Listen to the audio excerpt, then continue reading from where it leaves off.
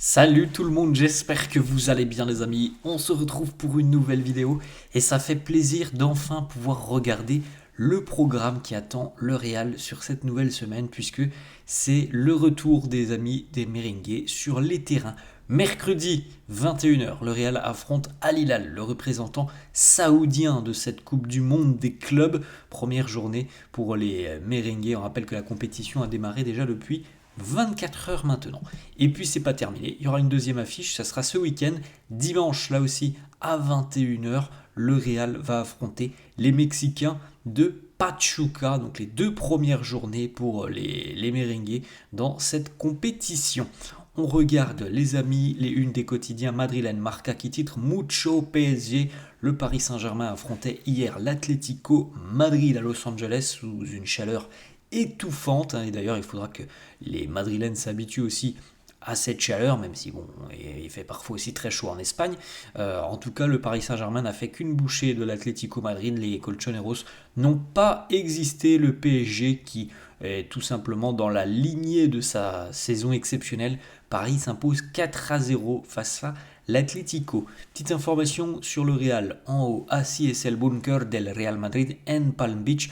On en a parlé un tout petit peu hier. On a vu quelques petites photos du centre d'entraînement entre guillemets du Real pour les prochains jours là du côté de Miami. Ensuite, les amis, la une du quotidien AS qui titre Tropezón Mundial, la gifle de l'Atlético par le Paris Saint-Germain. Et puis en haut du côté du Real, Xavi, il y a Trabaja en Estados Unidos. Le travail a démarré pour Xavi qui a pu hier bénéficier de son groupe au complet. Alors il y avait quelques joueurs qui étaient mis de côté parce que processus de récupération, encore quelques jours avant peut-être de réintégrer définitivement le groupe, mais en tout cas c'était la première fois que Xavi avait tous ses joueurs à disposition. On poursuit avec cette petite information, donc comme on vient de le dire, aujourd'hui l'ensemble de l'équipe était au service de Xabi Alonso, hein. Tout le monde était de retour, Arda Güler, Lunin, Vini ont rejoint le groupe. On rappelle aussi que Ferland Mendy, Antonio Rudiger, Eduardo Camavinga et Hendrik continuent leur travail spécifique. On poursuit avec quelques petites photos. Camavinga de retour. Alors Kama était de retour sur les terrains. Il a touché le ballon, il a chaussé les crampons. Mais comme on vient de le dire, il ne s'est pas entraîné avec le groupe. Il suit.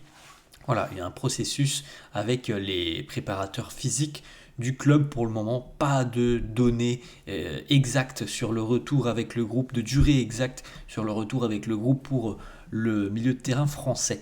Rudiger, Antonio Rudiger, lui aussi a rechaussé les crampons, on l'a vu se donner, mais il ne s'est pas entraîné avec le groupe.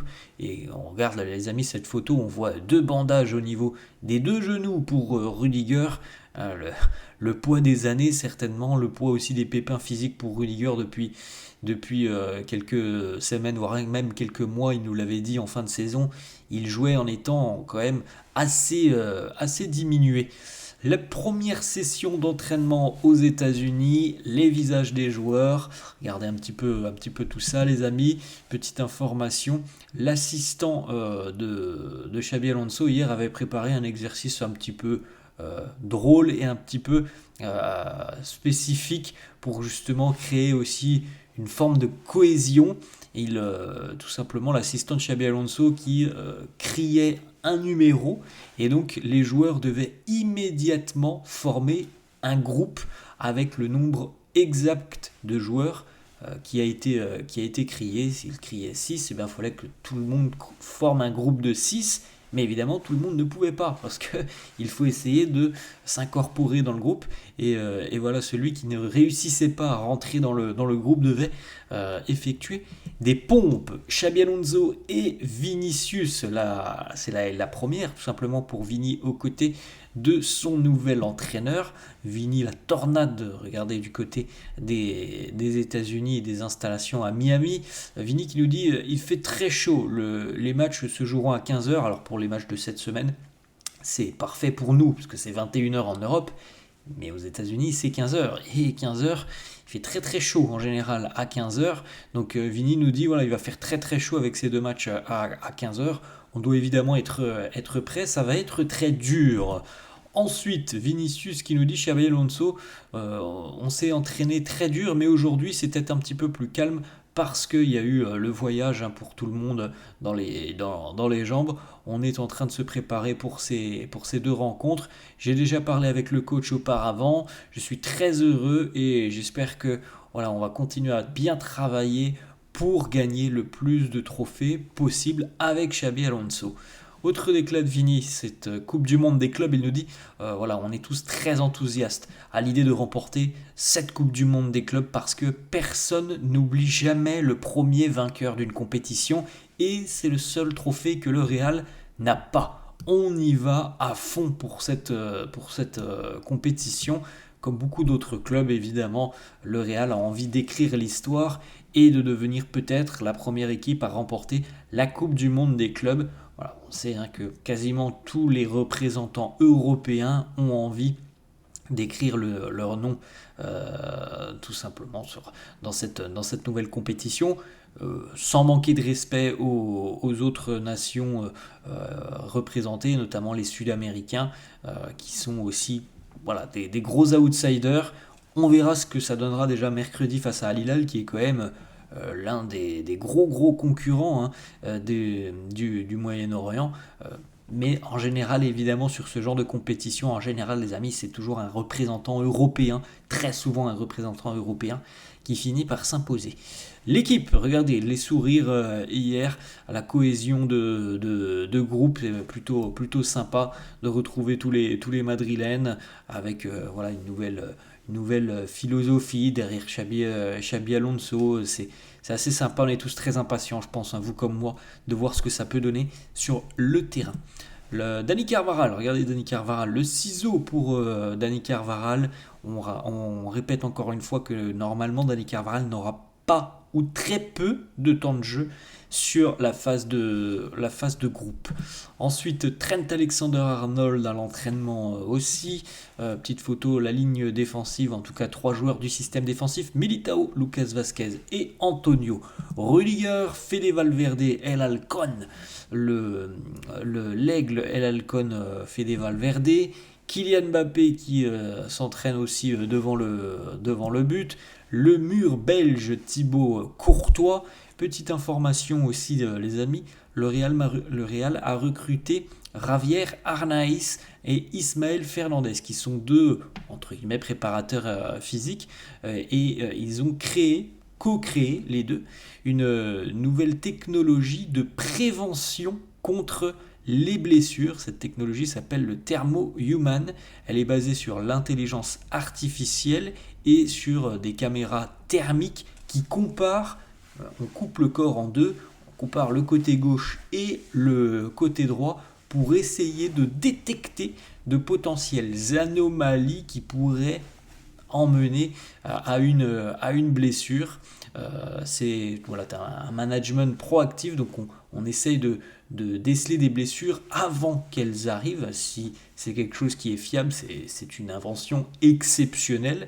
Voilà, je ne sais pas trop comment ça fonctionne, on a un petit tableau en bas, mais grosso modo, on va regarder un petit peu les zones de chaleur, et s'il y a une zone où il y a moins de chaleur, c'est certainement une zone de faiblesse. Voilà, c'est un petit peu comme ça qu'on pourrait définir cette technologie, donc Thermo-Human. Ensuite, deux, trois petites déclats de Xabi Alonso. Un journaliste qui lui demande: est-ce que c'est encore trop tôt pour avoir le 11? Xabi Alonso qui nous dit: oui, c'est encore un petit peu tôt pour que je vous dévoile le 11. Xabi Alonso qui nous dit aussi: on est en train de démarrer un nouveau chapitre, on doit prioriser ce qui est important pour nous, ce que l'on veut montrer, ce que l'on veut faire, comment on veut jouer et comment on veut ressentir tout ça. On doit être en mesure de faire tout ça dès le début, dès le match face à Al Hilal. Moi hier je vous évoquais et je vous disais que voilà, si on ne voit pas des choses exceptionnelles dès le premier match, il ne faut pas s'inquiéter. Xabi Alonso, il aura aussi besoin de semaines pour mettre en place toutes ses idées, mettre en place sa philosophie et son jeu. En tout cas, lui, Xabi, il ne se cache pas en se disant: je veux voir des choses dès ce match face à Al Hilal. Donc, comme je vous l'ai dit hier, je pense qu'on aura quand même des idées. Après, tout ne sera pas parfait, évidemment, mais je pense que Xabi Alonso va déjà insister sur sa philosophie, sur ce qu'il veut mettre en place. Donc, je suis très impatient de suivre cette rencontre face à Al Hilal pour voir un petit peu ce que ça va donner. Deux informations mercato, les amis. Il y a à peu près un mois et demi, Mario Cortegana, journaliste Marca, nous annonçait que le Real allait être très très actif sur le marché des transferts, et ça s'est avéré être une vérité, avec déjà 3 recrues pour le Real. Et Mario Cortegana nous dit aussi, et je vous le redis aujourd'hui, le Real Madrid n'en a pas terminé avec ce mercato. Donc encore une fois, nouvelle preuve et une nouvelle annonce que l'été sera encore certainement mouvementé du côté du Real. Fabrizio Romano qui sort aussi une information importante, puisque le Real est sur un dossier et on a un nom, le dossier du jeune latéral anglais d'Arsenal. Il n'a que 18 ans, il a effectué cette saison, sa première saison au plus haut niveau, Miles Lewis Skelly, fin de contrat avec Arsenal 2026, donc dans un an. C'est pour ça que le Real est très intéressé par Miles Lewis Skelly. Les Merengues se disent, pourquoi pas une arrivée gratuite l'année prochaine. Et évidemment, on va spéculer les amis, mais ça serait quelque chose d'énorme, parce que bon, le Real a réussi ces dernières années à aller chercher des joueurs en fin de contrat, mais un joueur en fin de contrat qui a 19 ans, c'est quand même un très joli coup, parce que ça c'est une valeur marchande énorme, hein. Miles Lewis Kelly, s'il y a une indemnité de transfert derrière, ça coûte très très très très très très cher, hein, un jeune défenseur comme ça. Donc le Real est attentif et a fait entre guillemets passer le message: si tu souhaites quitter Arsenal, on est prêt à t'accueillir. Alors après, du côté d'Arsenal, on reste calme et optimiste par rapport à sa prolongation de contrat, mais le Real est bien présent sur le dossier du jeune latéral anglais. Voilà les amis, la fin de cette vidéo, j'espère que ça vous a plu. N'hésitez pas comme d'habitude à lâcher un petit pouce bleu, n'hésitez pas non plus à vous abonner à la chaîne. Je vous souhaite une très bonne journée, je vous dis à la prochaine, ciao.